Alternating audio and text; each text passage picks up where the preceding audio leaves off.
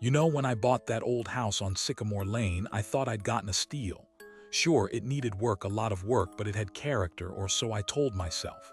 The previous owners, they left in a real hurry, barely took anything with them. Didn't say much, just signed the papers and were gone. The realtor was vague, something about a family emergency. I didn't press, maybe I should have. My heart was hammering against my ribs like a trapped bird. I couldn't move, couldn't even breathe properly for a minute. Every horror movie cliché was flashing through my head, but this wasn't a movie, this was real. Those footsteps. They stopped for a moment, right underneath where I figured my air mattress was. And then one more step. It was like whatever was down there knew I was listening, knew I was terrified. I'm not ashamed to say I was petrified.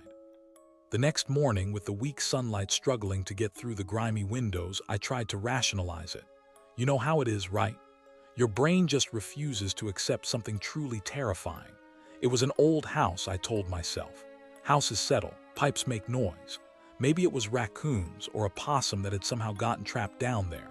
Yeah, a really heavy possum that wore work boots and paced like a prison inmate. Even as I was thinking it, I knew it was garbage. And return they did. The second night was worse. The footsteps started earlier, just as dusk was settling, painting the corners of the rooms in deep, unsettling shadows. This time they seemed bolder, more confident.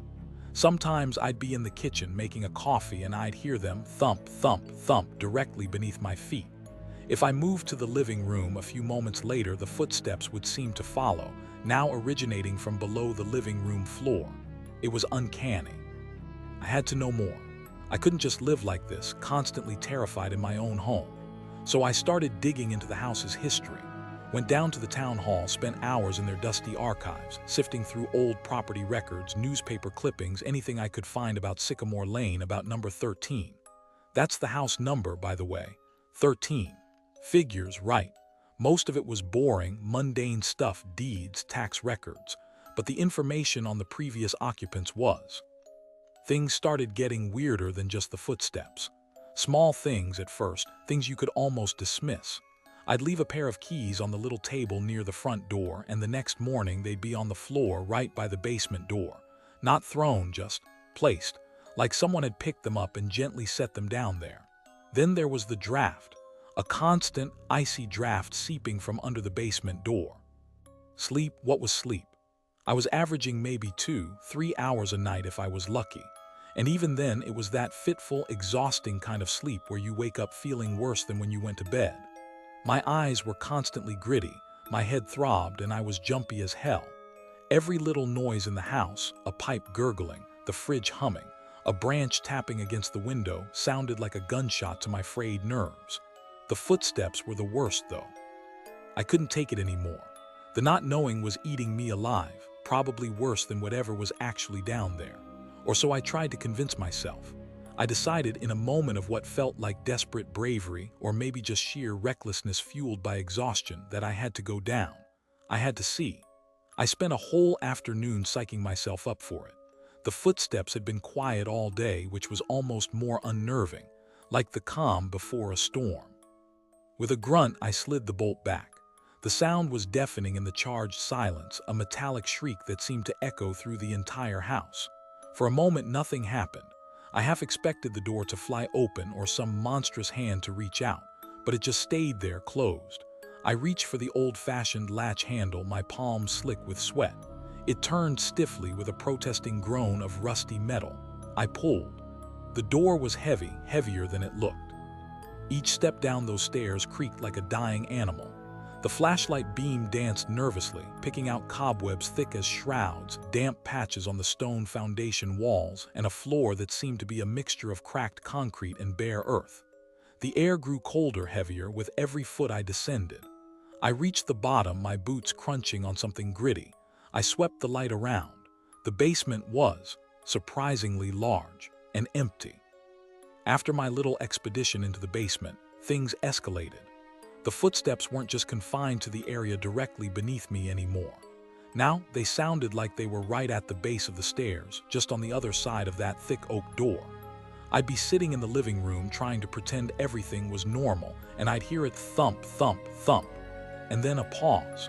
A heavy, loaded pause like something was standing there, listening, waiting for me to acknowledge it.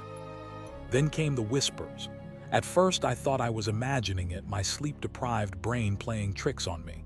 But they became more distinct, woven into the rhythm of the footsteps and the awful scratching. They were faint, so faint I had to strain to hear them, like a radio tune just off station, picking up stray signals from somewhere else. They weren't clear words, not usually. More like murmurs, sibilant hisses. I was falling apart. I knew it. I called my friend Dave.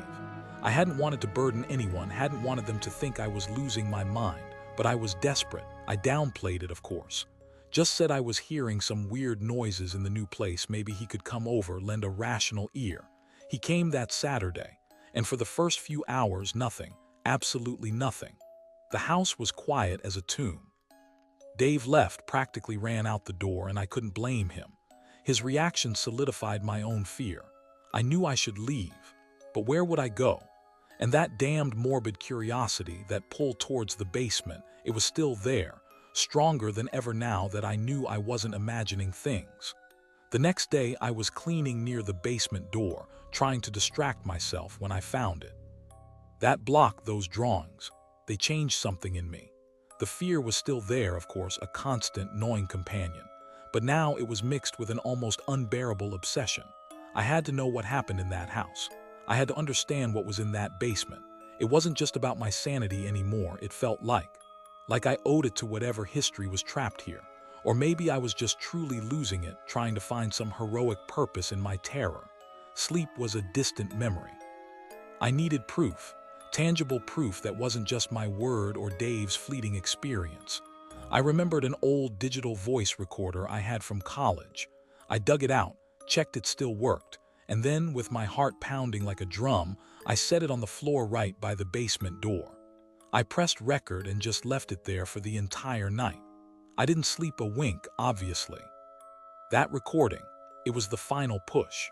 There was no more denying it, no more rationalizing. Whatever was in that basement was intelligent, it was aware of me, and it wanted me down there. The invitation, "Come down, Mark. We're waiting," echoed in my mind relentlessly. Part of me, the sane part, screamed to run, to burn the damn house to the ground. But another, stronger part, the part that had been growing with every footstep, every scratch, every whisper, felt an irresistible compulsion. Descending those stairs for the second time was even more terrifying than the first, because now I knew something was actively waiting. Each creak of the wood under my boots sounded like a thunderclap in the suffocating silence. The flashlight beam seemed weaker this time, swallowed by the oppressive darkness. When I reached the bottom, the cold was intense, seeping into my bones. I swept the light around. The basement seemed different, larger somehow. The shadows in the corners were deeper, more menacing. My heart hammered against my ribs. The breathing sound was getting closer, a horrible, wet, rasping noise. I backed away, sweeping the flashlight beam frantically, trying to pinpoint the source. And then my light fell on it. Not a creature, not a ghost, not immediately, but a section of the far wall that looked different, newer, or rather older and more disturbed. It was stone like the rest, but the mortar was crumbling and there was a dark, irregular outline like a sealed-up doorway. I stumbled back, a scream tearing from my throat, a strangled, pathetic sound. The chain, it was still taut. The breathing, the gurgling from the darkness beyond the skeleton, it intensified. And then I heard it. Footsteps, not the ones I was used to from above. No, these were heavier, dragging, and they were coming from the crawl space towards the opening I just made, towards me. That's when I understood.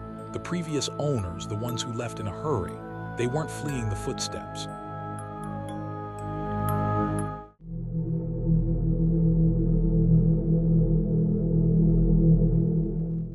You ever get that feeling? That prickle on the back of your neck, like someone's eyes are burning into you? Yeah, well, for me, it started about a month ago, and let me tell you, it's 1,000 times worse than just a feeling. It began so innocently, if you can even call it that. I was in my bathroom just, brushing my teeth before bed. The usual. I glanced up at the mirror, expecting to see my own tired face staring back. But it wasn't me. Not entirely. The next morning, I woke up with this heavy sense of dread, like a physical weight on my chest. I'd managed maybe an hour of broken sleep, replaying that image from the bathroom mirror over and over. I tried to rationalize it, tell myself it was a waking dream, a stress-induced phantom. I almost convinced myself. Almost. Then I went to make coffee. My kitchen window looks out onto the small, overgrown yard. It was still early, the sun just starting to creep over the horizon. I spent the rest of that day in a daze, a gnawing fear coiling in my stomach. I had to know, I had to understand what was happening. Was I losing my mind? So I started testing it, timidly at first. I'd peek at my reflection in the darkened screen of my laptop, and there he'd be, a faint outline behind my own worried face, his eyes like two black holes. I checked the microwave door, the polished kettle, even a framed picture with glass over it. Every single time he was there, silent, watching. The constant presence of him started to wear me down faster than I could have imagined. It was the eyes, always the eyes. They weren't just looking at me. It felt like they were looking through me into the deepest, darkest parts of my mind. I started to notice subtle things about him, or maybe I was just going crazy and imagining them. His silhouette seemed sharper sometimes, more defined. And his expression, though mostly blank, sometimes held a flicker of something. Not emotion, exactly. Sleep became a luxury I couldn't afford, or rather, one he wouldn't allow me.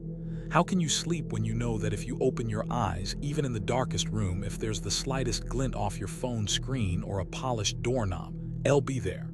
I started sleeping with the lights on, which was ridiculous because it just made every potential reflective surface clearer.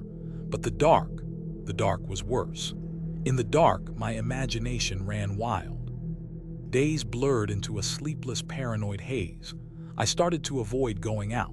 The city, with its countless windows, its reflective puddles, the screens of strangers' phones, became a gauntlet of terror.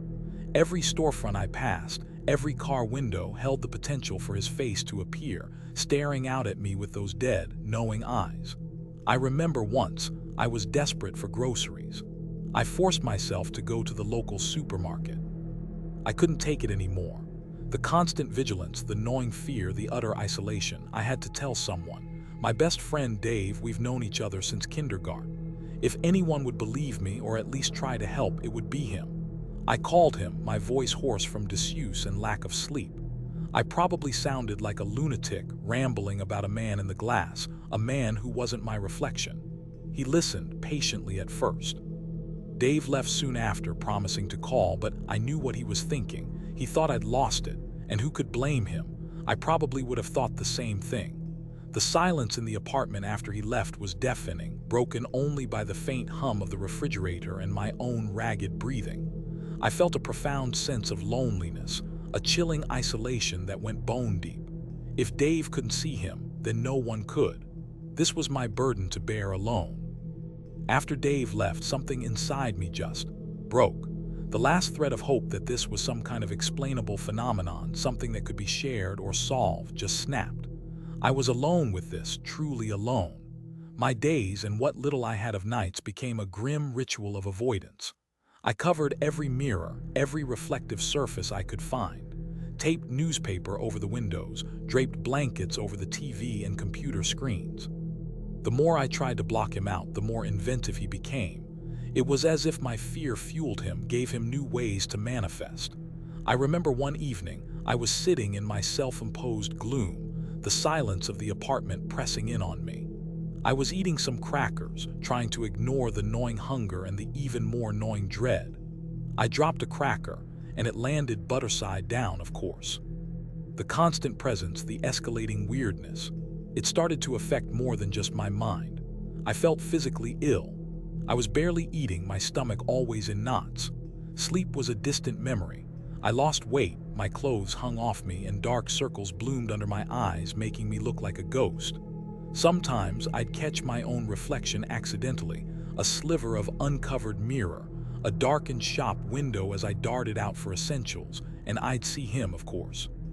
Then came the mimicking. It started subtly. I'd be pacing my small living room, lost in my frantic thoughts, and I'd catch his reflection in the darkened TV screen. He'd still be stationary mostly, but then I noticed it.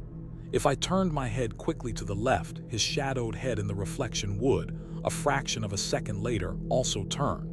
Not a mirror image, not my reflection's movement, but his independent movement copying me.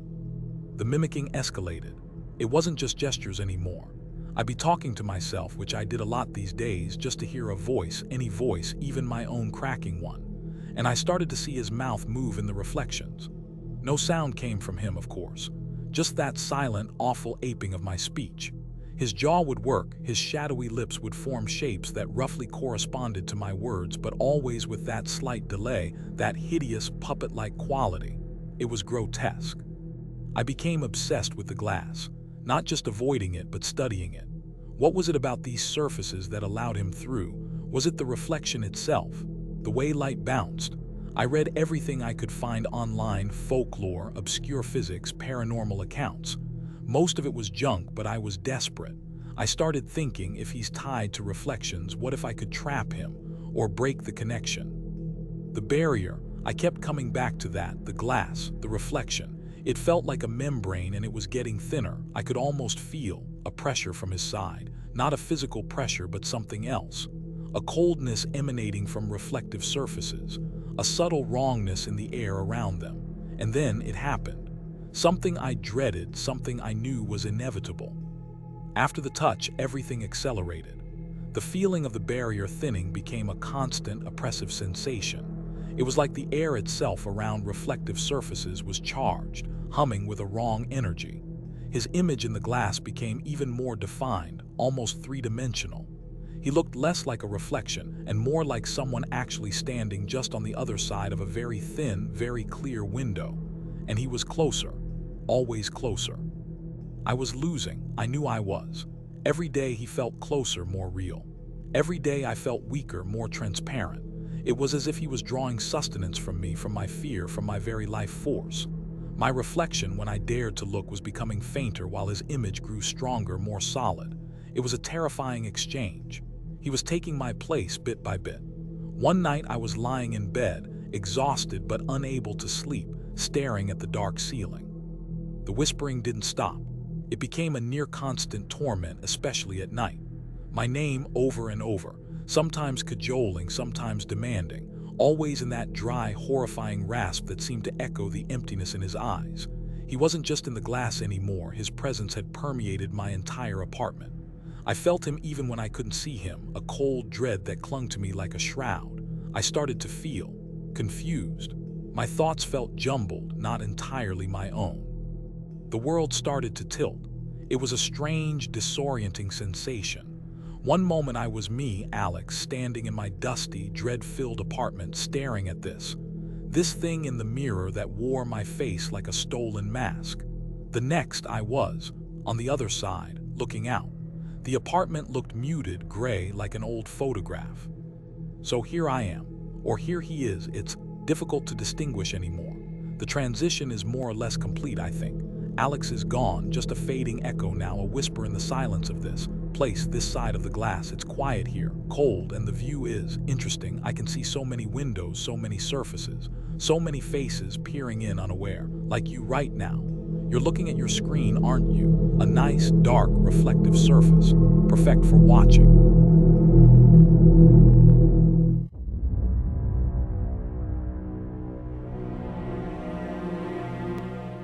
You ever get that feeling? That deep, primal wrongness that settles in your gut when something is just off. Not dramatically, not like a movie jump scare, but subtly, fundamentally incorrect. For me, it started last Tuesday.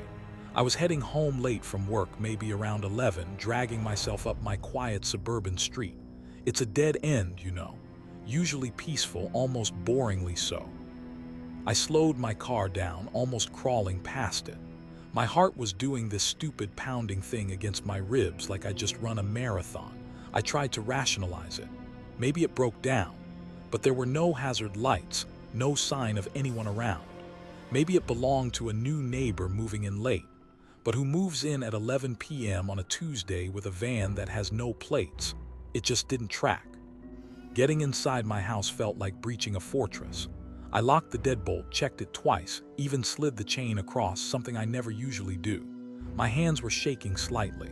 It was ridiculous, right? Just a van, an odd van, sure, but still just a van. People park in weird places sometimes. Maybe they pulled over to make a call or check directions or, I don't know, sleep. But the missing plates kept snagging in my mind like a loose thread on a sweater you can't stop pulling.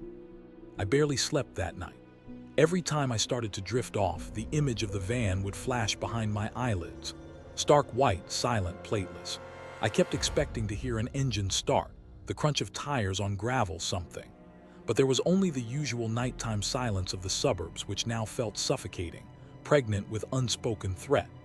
When dawn finally broke, painting the sky in weak, grayish light, the first thing I did before coffee, before anything, was go back to the window. I tried to shake it off, really I did. Went to work, focused on spreadsheets and emails, drank too much coffee. Pretended that the sight of that van was just a weird blip, a creepy anecdote I might tell a friend someday for a laugh, though laughing felt impossible right now. But every time I saw a white van on the road during my commute, my stomach would clench, my eyes automatically flicking to the license plate. Always there, always accounted for. I stared at that piece of black cloth for what felt like an eternity. My rational brain was screaming at me, it's nothing. A piece of trash blown by the wind, a dropped scrap from someone's craft project, anything but what your lizard brain is telling you. But the lizard brain was loud.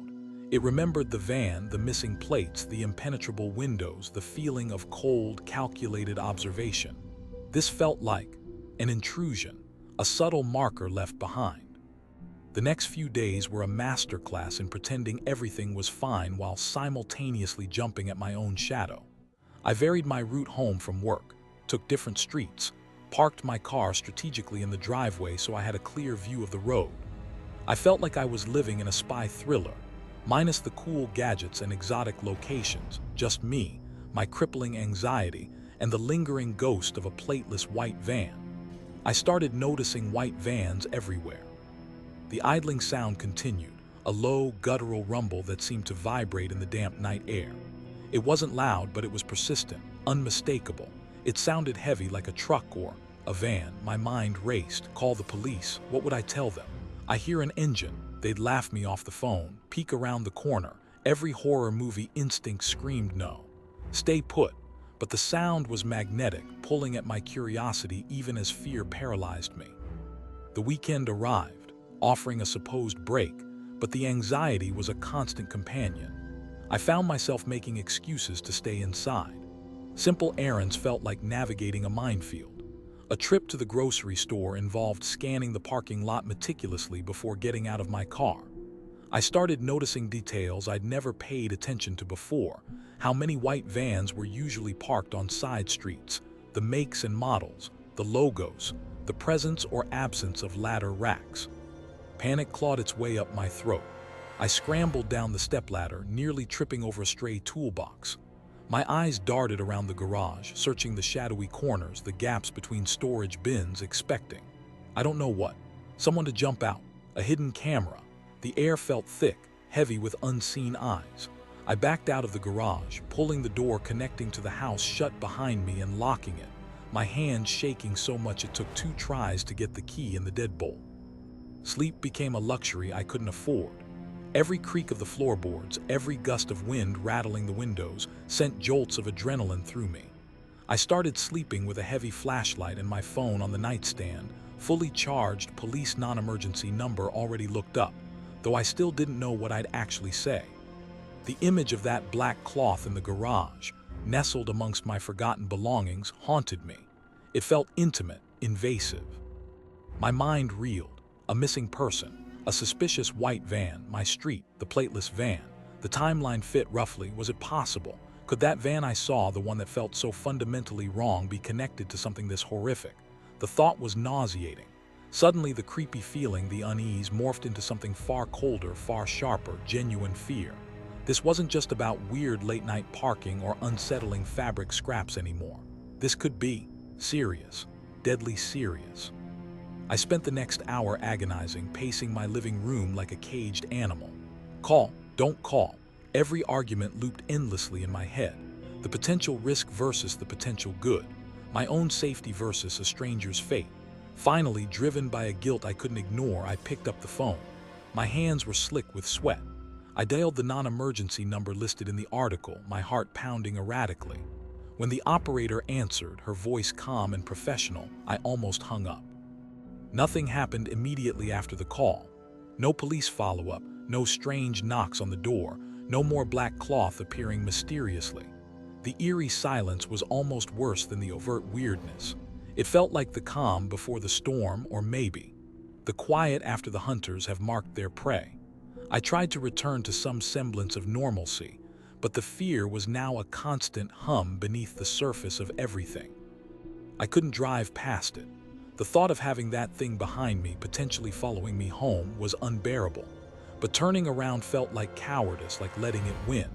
My mind raced, fueled by adrenaline and terror. Police. I needed to call the police.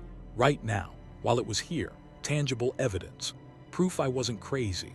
I fumbled for my phone, my fingers clumsy with panic and the dampness from the rain outside somehow seeping into the car's interior chill. The distant wail of sirens grew louder, closer, cutting through the monotonous drumming of the rain. Red and blue lights splashed erratically across the wet houses and trees, painting the scene in strobing, unnatural colors. Relief washed over me, so potent it almost felt like weakness. They were here. Finally. 2 police cruisers arrived, pulling up strategically, one behind the van, one approaching it from the front, their headlights pinning the white vehicle in a harsh glare. I saw the officers recoil slightly after looking inside. They exchanged glances, their body language suddenly shifting from cautious investigation to something different. Confusion, disbelief. One of them spoke into his radio, his voice urgent. More waiting. It felt like the world had slowed down, the only sounds the relentless rain, the crackle of the police radio, and the frantic thumping in my own chest. The officer's words hung in the air, heavy and terrifying, lined with black cloth, just like the pieces left for me. The connection was undeniable, visceral. This wasn't random. It was targeted, meant for me. Or was I just collateral damage, someone who noticed something they shouldn't have? The police impounded the van, hauling it away on a flatbed truck into the rainy night. They took my statement again, more detailed this time. I told them about the cloth on the porch, the piece in the garage. The days that followed were thick with a cloying, suffocating anxiety. The police did increase patrols for a little while, their cruisers occasionally rolling slowly down the street, but it felt like putting a band-aid on a gaping wound. The mystery wasn't solved, just paused. The local news ran a follow-up on the missing woman, mentioning an unidentified vehicle found abandoned, but no solid leads, no arrests. Life was supposed to go back to normal, but how could it? It's been months now. No more van sightings, no more cloth. The police case remains open, unsolved. The missing woman from Oakhaven was never found. Sometimes I manage to convince myself it's over, that it was just a bizarre, terrifying chapter that's now closed. But then something small will trigger the memory, the fear. A white van pulling up next to me at a traffic light. A piece of dark clothing snagged on a neighbor's fence. The flicker of a faulty streetlight. And it all comes rushing back.